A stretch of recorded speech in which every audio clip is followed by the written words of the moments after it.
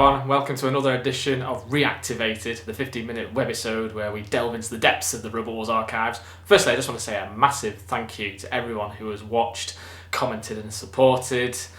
I do this for you, so if there's anything that you want to see in the next episode, then please do comment below. But first, let's talk about the elephant in the room, shall we? Or should I say, not elephant, but boxer, and replace room with arena.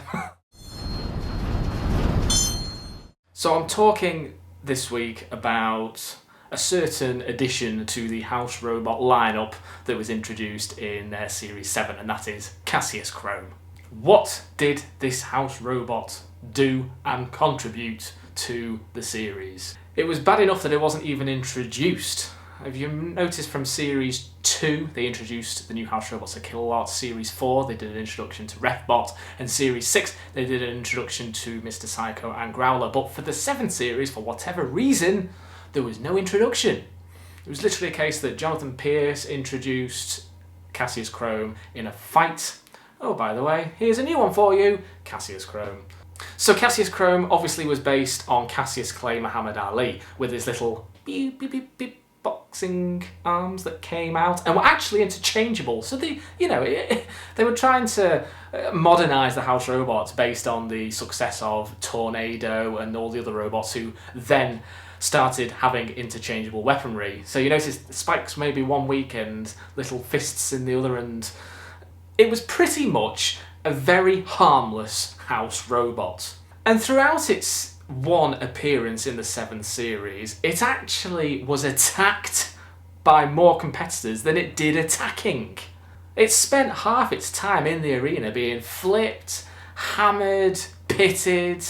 It really wasn't a threat, and thank God it wasn't resurrected when the series came back for the reboot. Throughout the Series 7 run, Cassius Chrome appeared 25 times in the arena, and its most common pairing with the house robot was Sir Killalot. And during its design phase, how it even got past the design phase I'll never know, but during the design phase, Cassius Chrome wasn't the name they were thinking of. There was Biff, Frank, Henry, Barry, and Bent-Nosed. It then retired after Series 7, and we can see Cassius Chrome there in a very rare behind-the-scenes picture. Oh look, there's two dead metals. Oh, that's interesting. 2 dead metals in the top right corner there. Okay. But overall, a very weak addition to the house robot crew. I suppose the only thing that it did do well was attack robots with its speed. It was the fastest house robot in the end at 20 miles an hour. But other than that, very forgettable. However, it was the only house robot they didn't make into a toy. That would have been quite smart. But overall, very unforgettable. What do you think? Please comment in the comment boxes below. Was Cassius Chrome a mistake? It'd be interesting to know what you think. Now it's time to rewind and look back in action at a very famous robot. And today, it's Behemoth. What can you say about Behemoth? It is a true legend of the sport. It has competed in every single series by one, and that was the First War. It is, without a doubt, yes, it's had success, and a lot of success in the wars, but it is without doubt the most unluckiest robot to ever be seen in the arena. And this is off a comment, and thank you to Simon Ludlow for, this is going to tie in a little bit with a question he posed, which robots deserve to make a semi-final in the classic run, and it was Behemoth. Behemoth, I think, even though it did get to the semi-finals in both the 2nd and 10th wars, it actually got through to the final in the 10th wars, in between, so from Series 3 to 7, it had the most unluckiest run ever for any robot. It did reach the semi-finals in the 2nd wars, and it lost to that old veteran Killatron. From Series 3, though, it changed dramatically, and this was really the start, the first model incarnation of the Behemoth that we know now. But here is where its run of bad luck started. It wasn't even the competitor that immobilised Behemoth in the Third Wars, it was the arena spike. Oh my goodness me, the spikes in the Third Wars, maybe another debate for another day. Oh! They grated on me, and unfortunately, Behemoth went and suffered from this annoying spike that came up from the arena floor and lost. It lost in the heat final. It was a favourite to win, and it lost. It then came back in the Fourth Wars, bigger and better. It was again adapting and moving with the times. It was probably one of the robots, yes, it kept its name and its appearance and the way it was designed, but each war they were featured in, they upgraded Behemoth, so it moved with the times. Personally, I think they should have won the heat final in Series 4. They lost to Exterminator, so again, very unlucky, such a close fight. And then from the 5th to the 7th series, they had a habit of finding the pit. They barely made it through the first round in the 5th Wars. Supernova, such an amazing robot, destroyed the scoop of Behemoth. Luckily though, they managed to find the pit and sink Supernova into a black hole. But it was on the second round where, unfortunately, Crustacean, a great robot, yes it was, grappled Behemoth in a horrible position against the inner wall and pushed Behemoth down the pit. And then in the 6th war, again, they barely made it through the first round. Refbot was just about to count out Behemoth. They lost one wheel thanks to Disco Inferno, and Shump put it out of its misery in the opening 4-way melee down the pit. And the second round of the 6th wars between Behemoth and Bigger Brother, this wasn't just a second round fight. This was a grand final worthy fight. This really was, this probably has to be in my top 10 battles of all time. Behemoth against Bigger Brother. It was fantastic. Sadly though, Behemoth ended its campaign once again by being dumped in the pit by, I have to say, a better robot on the day, Bigger Brother. Then in the 7th Wars, it did well in the first round, had a little bit of a grudge against Crustacean back from the 5th Wars, which was great to see. But then, a pirouette from Mute over Behemoth obviously must have dislodged something which caused the robot to then steer itself into a forward gear mode. It was... you couldn't write it, you really couldn't. It dramatically crashed into the barrier and ended its campaign, again losing in the second round. It made one more appearance in Extreme 3. It was tossed out the arena in the first round of the All-Stars by Dan Tomkier. And that was it. We didn't see Behemoth then until the reboot in Series 8. For me, their fight against Carbide was immense. Sadly, they didn't get past the heats again.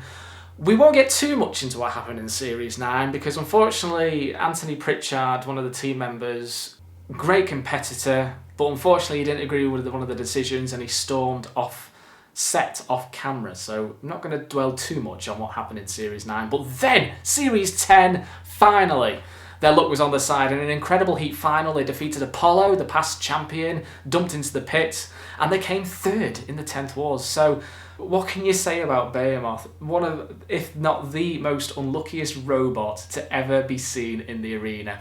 They should have made a toy. We tried a toy version of Behemoth in the first couple of seasons out of Lego. It was alright, but we would have just loved to have seen a toy version of Behemoth. So Behemoth, what more can you say about the robots? It performed consistently from its debut in the Second Wars. It had its highs, it had its lows. It should have won something though. It really should have won something. It's probably the unluckiest robot to ever be featured in the wars. Now, I wasn't actually going to do this every Reactivated episode, but Stan and Dan, they're both brothers, they've put on the website through a message that they enjoyed the review of the first ever Robot Wars magazine. They'd love to see the second edition. So I'm going to just quickly touch on the second edition of the Robot Wars magazine. I'm going to show a clip actually from the Third Wars. Those with very good memories will remember a VT where you could actually win a copy of this magazine. Here is the clip. And a copy of the new Robot Wars magazine and a £25 voucher. It was at the peak, as you know, of the third series, leading into the fourth series. This was one of my favourite magazines, and I'll tell you why in a second. Obviously has a great picture of Sergeant Bash on the front. And then it got through to Sergeant Bash himself. All the statistics you need for the house robot there. Going forward, one of my favourite robots of all time, Hypnodisc. Hypnodisc is featured in a lovely spread across 2 pages. And of course, the little bit of merchandise that you could get were the free stickers, which I've still got. I've still got the free stickers. Dead Metal in all of his Series 3 glory. Wonderful picture there. Great close-up of him. Also had details on all of the heats from the Third Wars. This really went into detail about everything you could ask for. And on the back, we've talked about this so much in this particular episode. It's the spikes. Even back then, when the series was still going, there were people complaining about the spikes. Aaron, keep the spikes. He was the only positive. Roger, the inner spikes are the worst part of Robot Wars. Suddenly this wee little spike comes up out of the floor and tips you over. Behemoth. Case study. Point taken. And then, of course, the ballot. This week was, which house robot is the coolest? 28% Sir Kill-A-Lot. 21% Dead Metal. Shunt came in at 20. Matilda at 19. Sergeant Bash at 12. Do I agree with that? I think so. At the time, I think Sergeant Bash was the least interesting. It was very slow. And of course, Hugh Manoid, the guy who loves to hate Robot Wars, ever present.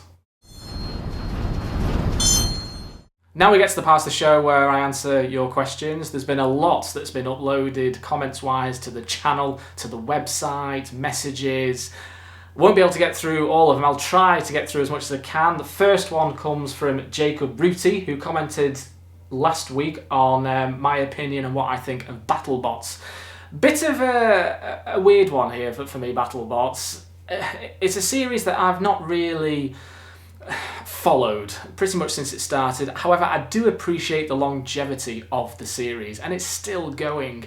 And it is such a shame that Robot Wars couldn't have followed suit. I mean, there have been some amazing robots competing in BattleBots, and I would love to have seen some sort of a competition between the Americans and the English versions. Something that we tried to replicate in the third series of Extreme, in the American War of Independence.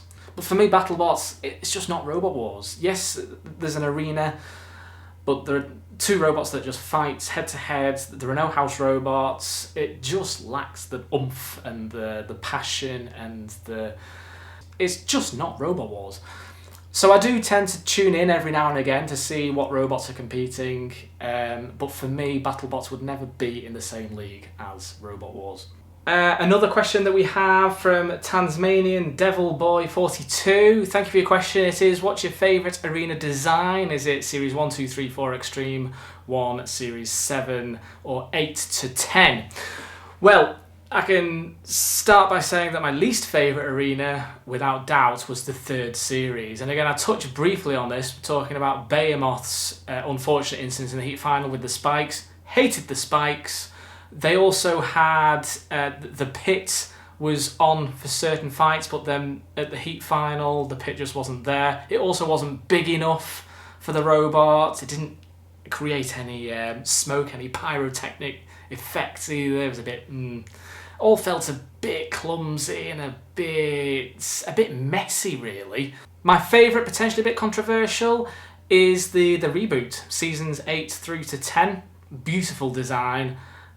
Looked great on camera. They really did know what they were doing there. So for me, my favourite arena design was the reboots of 8, 9 and 10. Cease. Unfortunately, that was the cease. I was trying to get through so many more questions. I've got loads here on the channel. Apologies, I've not been able to get through to your question. Please do keep sending them in though. If you have already sent a question, I will try and get through them in the next webisode. We will be having a next webisode. A next episode of Reactivated coming soon. Please do keep subscribing, keep watching, download the episode. Please do keep watching. I do this for you. Thank you so much to you for watching, and we'll see you soon. Thank you. Goodbye.